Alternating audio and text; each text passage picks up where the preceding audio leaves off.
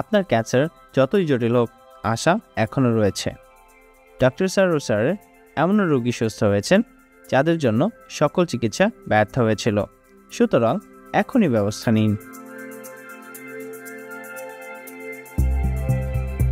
বেশি টাকা খরচ নয়। ডক্টর সারোয়ার স্যারের হোমিও চিকিৎসায় কিডনি ও লিভার রোগীদের ব্যয়বহুল অপারেশন ছাড়াই সুস্থ করেছেন। সুতরাং সিরিয়াল দেওয়ার জন্য আজই যোগাযোগ করুন নিচে দেওয়া নাম্বারে। ডক্টর সারোয়ার স্যার রোগী দেখেন শনিবার থেকে সোমবার ঢাকা পল্টন এবং মঙ্গলবার থেকে বৃহস্পতিবার হবিগঞ্জ, সকাল 10টা থেকে সন্ধ্যা 6টা পর্যন্ত। সুতরাং ক্যান্সার হলে অ্যান্সার নেই, এই কথার ভিত্তি নেই। সবাই ভালো থাকবেন। আল্লাহ হাফেজ।